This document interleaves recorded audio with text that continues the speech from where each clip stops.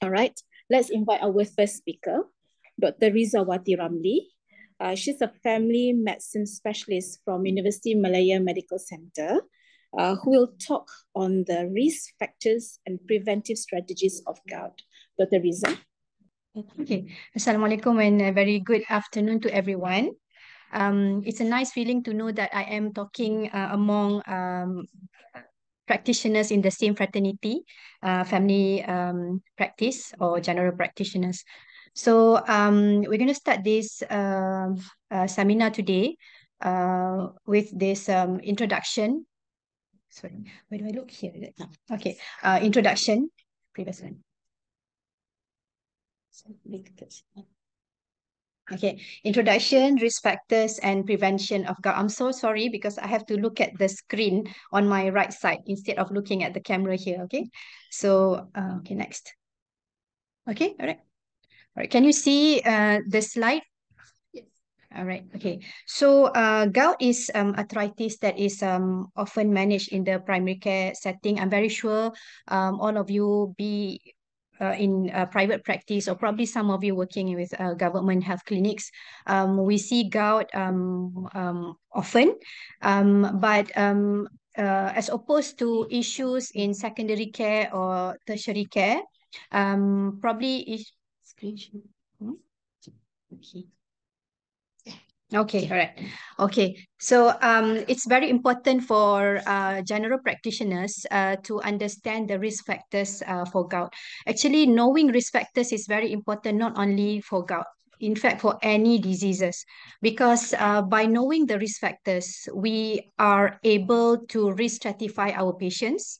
And by risk stratifying our patients, we are able to determine at which level of risk. So by knowing the level of risk, then we can personalize the preventive strategies as well as the management of the patient. So it's not only for gout. Since this is the general practitioner talk, I take this opportunity as a primary care physician to emphasize to all that it's very important for us to risk stratify our patients for any disease or any condition. So later we will go into detail of what are the risk factors for gout. Okay, so by knowing this gout, besides knowing the risk and personalize the risk management, we also it also guide us to advise and empower our patients based on the stratified risk that we have done on the patients. Okay, so this is the outline of my talk. I will introduce gout, tell you about risk factors as well as the preventive strategies.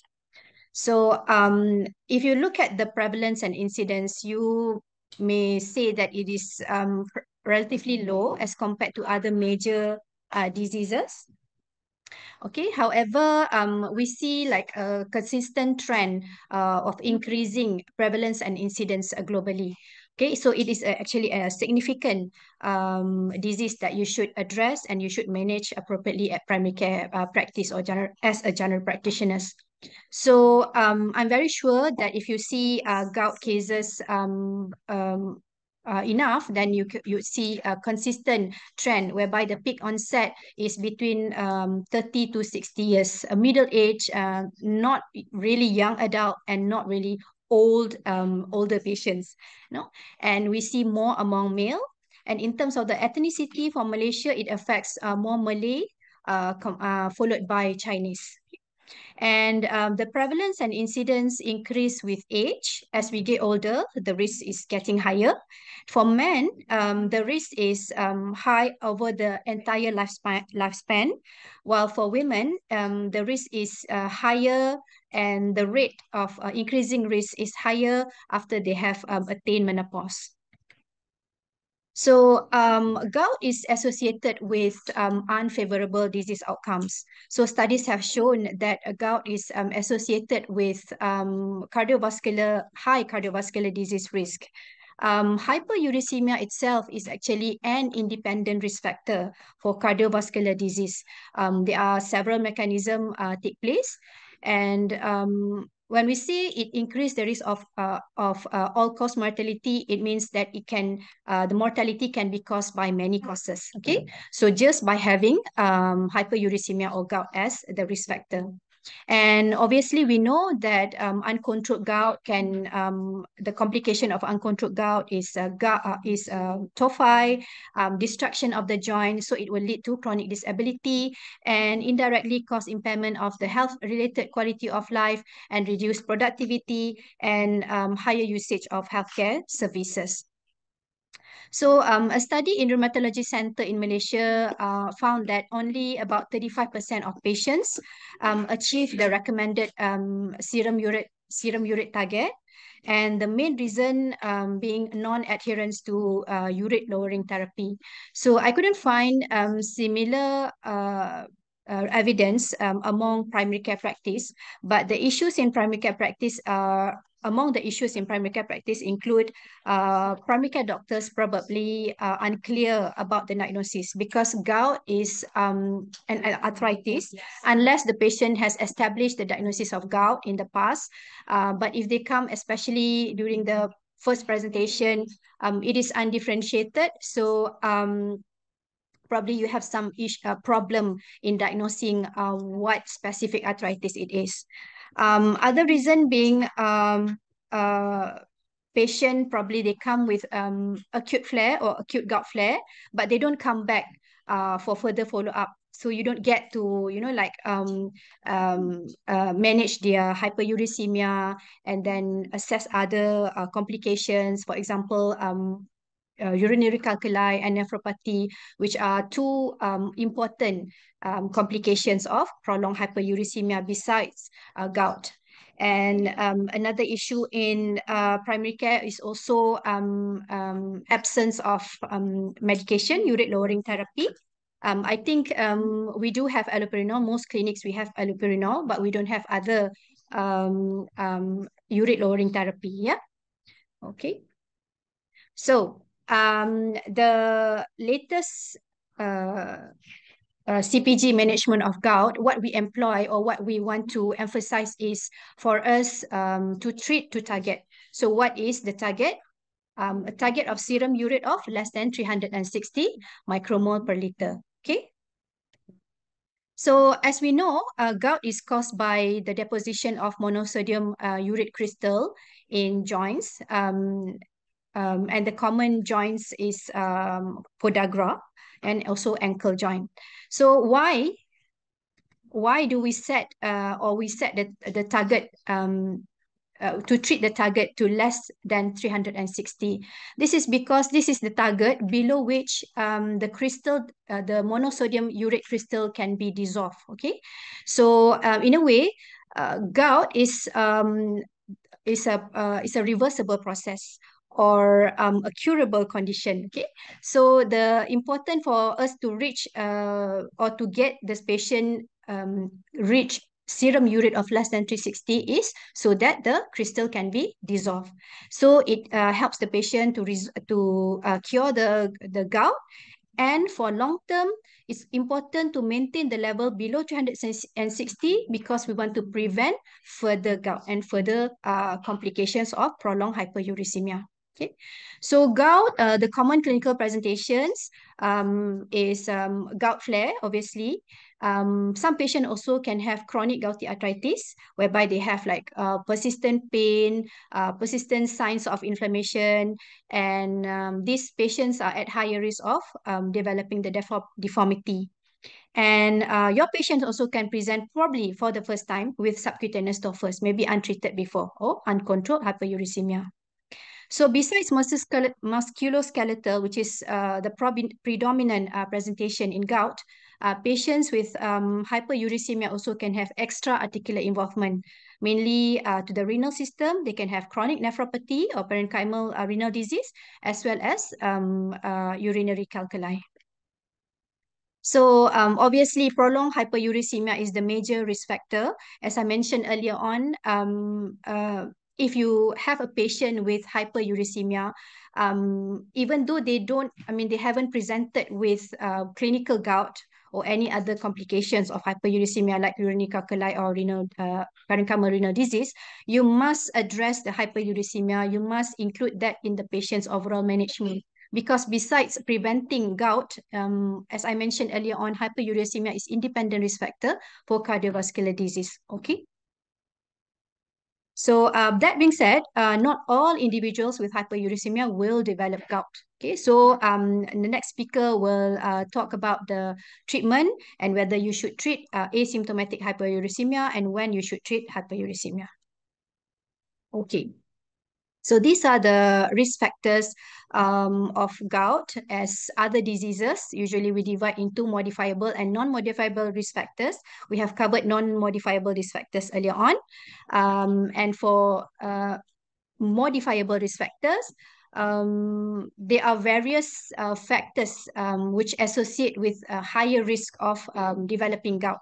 Okay, including the diet, physical, obesity, overweight, medications, comorbidities, as well as other factors. But this table list the important risk factors which you can look, and you can have this table in the CPG document also. Okay, so I'm going to mention a few major risk factor. You know, as I mentioned earlier on, the major risk factor is of course prolonged hyperuricemia, but the presence of other risk factor also contribute to higher risk of developing gout. The first, besides prolonged hyperuricemia, obesity, excess weight also is a major risk factor. So a man with obesity may not benefit from other modifications unless weight loss is addressed. So if you have a patient who is overweight or obese, you should assess associated risk factors. Among others is serum urate, because you need to address that in order for you to prevent gout. And BMI of more than 30 is more likely, patients with BMI more than 30 are more likely to develop gout compared to those with less than 30, 2.2 times higher compared to patients or individuals with BMI less than 30. And 5-unit increment in BMI increase the risk of gout of about 1.5 times higher. Alcohol. Okay, so high consumption of alcohol increase the risk of hyperuricemia of 2 times, as well as gout also for 2 times. If you look at the table on the screen, then you can see that several different types of alcohol have a different different type of beverages have different percentage of alcohol. So the mechanism of why alcohol can increase the risk of hyperuricemia and gout is because alcohol is a high purine beverage or drink. So this purine will be broken down into uric acid. And there are several other mechanisms also how alcohol can increase the risk of gout. And you have to warn your patients who are taking alcohol, especially if you're concerned about gout, also in the situation where they can have dehydration, because dehydration also can further aggravate the risk of getting gout flare. Okay, so food. If you look at the table, so I think we what we usually do in primary care is when we talk about the dietary advice, when we advise our patient on the diet aspect for gout, we always emphasize on the red meat and seafood. I'm not sure whether you have been practicing. I hope if you have been practicing, it's very good. But if you haven't, you should know that if you look at the table, you can see that the risk for gout and hyperuricemia is actually higher for patients with high fructose intake. Okay, it's actually higher compared to red meat and seafood. So what I'm trying to say, I'm trying to emphasize here is that you should also explore, when you explore the dietary intake among patients with high risk of gout, you should also explore on their intake of sweet beverages, you know, the can, the bottle, the carbonated drinks. And don't be misled by fruit juice also, yeah, because fruit juice contain high corn syrup. Okay, so all these beverages, the sweet come from the corn syrup, which has high fructose and actually high risk of getting gout, developing gout. Okay. For seafood, okay, so seafood basically means your fish as well as your prawn, crab, and all that. But be careful when you advise about fish because not all fish have high risk of for hypouricemia and gout. So if you want to look at what the type of fish, you can refer to the CPG at the back pages. They are we guide you with some what are the foods with high purine content and lower purine content. So when we talk about fish, there are several fish that has high purine content, but majority of the fish they actually do not have high purine content. Okay, so in fact they have this omega that actually have some anti-inflammatory properties. Okay. Um, all right, so that's for food. So I have mentioned about fructose, and I did mention about fruit juice. So fruit juice, if they are like a fresh press, no problem. But if they are like the bottled one or the apa yang we always buy at the mall, then they have high um corn syrup. Okay, so but not the fresh fruit. If you make juice from the fresh fruit or you take the fruit fresh, it is not associated with gout. Yeah. Okay, so others, this is also what we traditionally advise our patient, like certain vegetables, yeah. But actually, purine-rich vegetables did not increase the risk of incident gout. Yeah? Same goes with nuts and seeds. And dairy products, they are shown to lower the risk of developing gout. Okay, talking about the diet, evidence being evidence, evidence is to guide us, okay? Because probably some of you would say, oh, my patients, evidence says so, but my patients say if I take nuts, I will get my gout attack.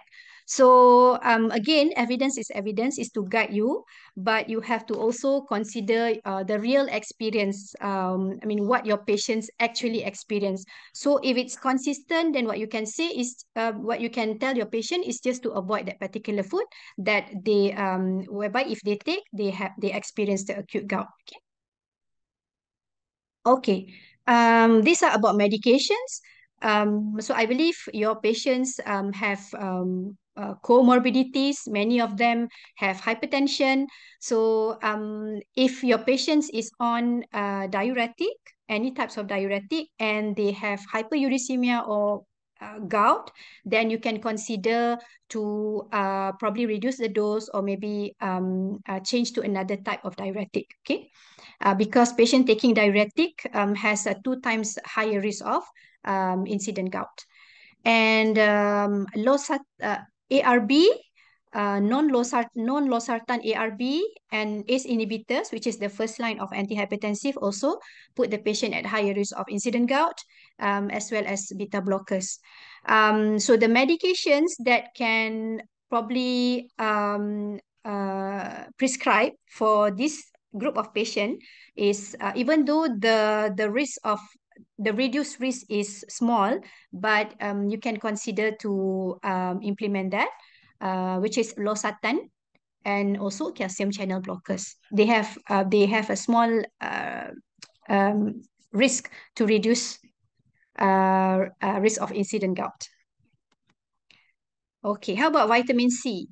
So there is no strong evidence to warrant or to conclude that vitamin C confers protection from gout.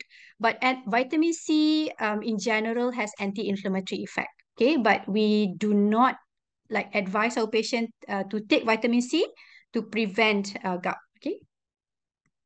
All right. So all in all, this is the recommendation from CPG development group. To prevent gout, we advise our patient to practice healthy lifestyle, which include maintaining a healthy body weight, achieve ideal BMI, avoid taking alcohol. And in terms of the diet, we discourage them to take a purine-rich food like red meat, fructose-rich food, full-fat dairy product, or saturated fat. And we encourage them to take vegetables, nuts, and if they have hypertension, we should avoid diuretic if possible.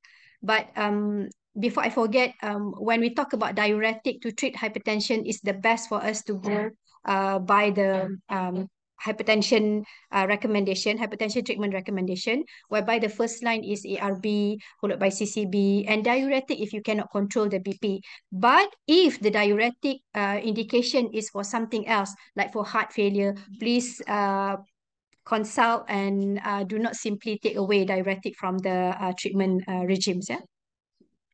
Okay, so this is the last two slides to share. The important take-home message is that hyperuricemia does not equate to gout. So you should know what are the clinical presentation of gout.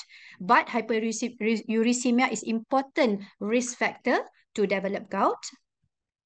And always advise our patient to practice healthy lifestyle, not only to prevent gout or to make sure that uric acid is not high, but also overall prevention of the worst health outcome. Okay, with that, I thank you. Okay, thank you, Riza. Okay, so there are two questions. Should I answer? All right. So the first question is, what about fructose in fresh fruits? No, I mentioned earlier, fresh fruits is fine. Okay, so the fructose that high in purine is actually that come from the corn syrup that we use in beverages. Okay, fresh fruit, you take it fresh, or you take that fruit, like fresh pressed juice is fine. Okay. How does losartan reduces risk of gout while the other ARB increases? Okay, that is a mechanism to explain, but I don't have that information right now. I can probably find out and put in chat box. Oxalate-rich food make gout worse.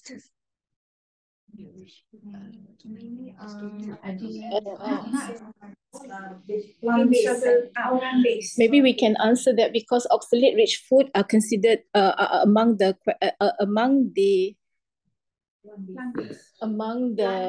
plant-based purine high purine type of food, but studies have shown that plant-based purine containing foods are not a risk factor for gout. So I think should be all right today. All right. Thank you, Dr. Riza.